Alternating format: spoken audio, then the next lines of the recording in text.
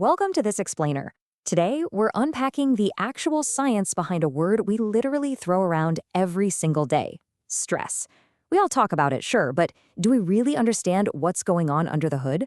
Let's dive right in and decode the psychological mechanisms of stress.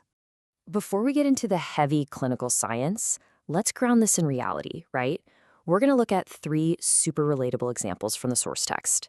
Think about Nirav, an overworked manager, then there's Samina dealing with sudden family trauma, and Ravi, a guy facing some major, severe career frustration. Keep these three in the back of your mind as we go, because their completely different experiences are going to be our anchor points.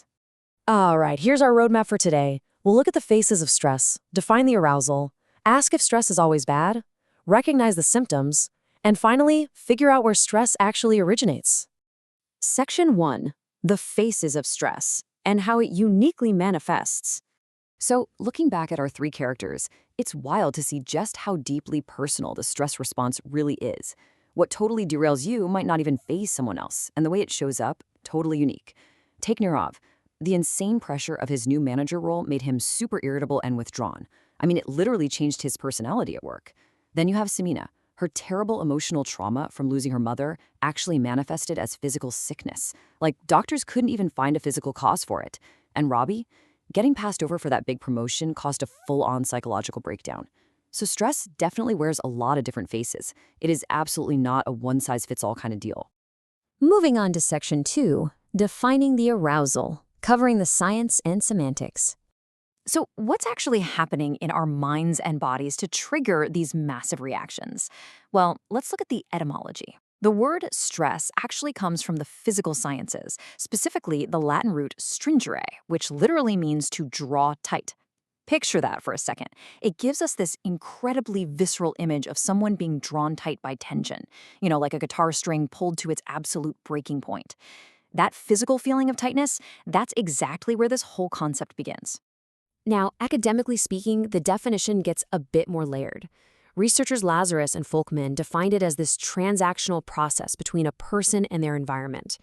Here's the absolute crucial point. Stress isn't just a random event happening to you. It's all about how you appraise that event. It hits when the demands of your environment just completely exceed the resources you have to cope. Basically, the world is asking you to give way more than you currently have in the tank. Section 3. Is stress always bad? We're looking at a critical paradigm shift here. We really need to reframe how we think about stress, because contrary to popular belief and how we use the word in our everyday lives, it actually isn't always a negative force. The source material uses this brilliant game of snakes and ladders as a metaphor. It totally nails it, because managing stress involves both helpful climbs, the ladders that boost our performance, and harmful slides, the snakes that drag us down into distress. It's a constant balancing act. There's another fantastic analogy in the text. Stress is like salt and pepper. Think about it. A life with absolutely zero stress? It's kind of boring.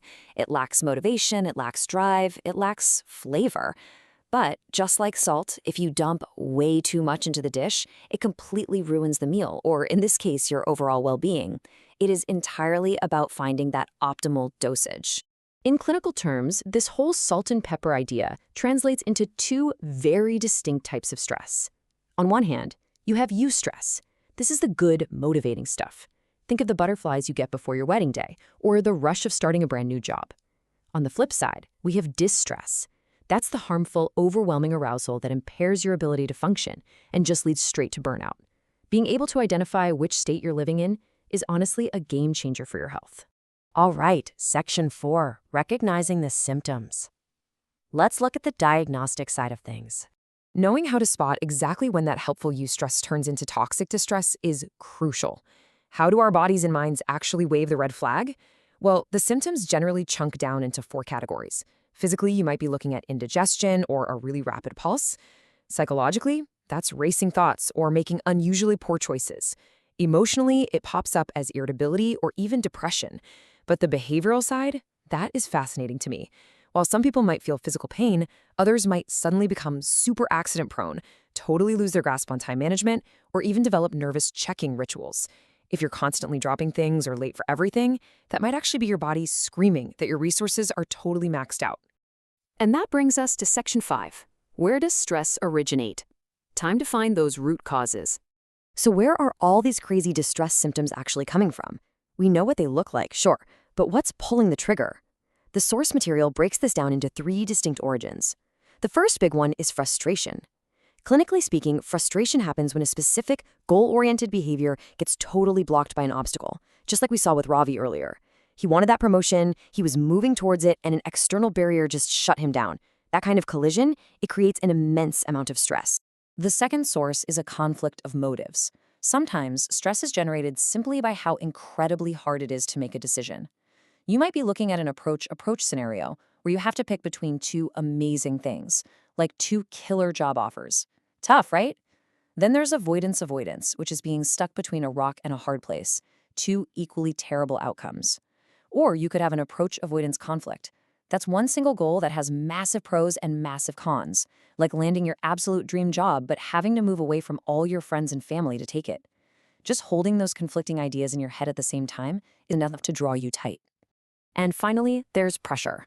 This splits really cleanly into external and internal forces. External pressures are super easy to spot, right? It's your boss needing that report, social obligations, a stock of bills. But internal pressures, man, those are the self-imposed expectations to maintain this perfect, ideal self-image. It's that little voice inside your head telling you that you have to be perfect, you have to be a top achiever, you can never, ever fail. A lot of the time, the pressure we put on ourselves is way heavier than anything the outside world is throwing our way. To wrap up this explainer, I want to leave you with a bit of a provocative question to chew on. Really take a second to think about this. Are your biggest daily stressors actually stemming from the external demands of the world around you? Or are they secretly coming from the internal pressures of your very own expectations? Figuring out the true source of your tension is literally step 1 in actually managing it. Thanks so much for joining me on this deep dive into the science of stress. Keep learning, keep asking questions, and I'll catch you in the next explainer.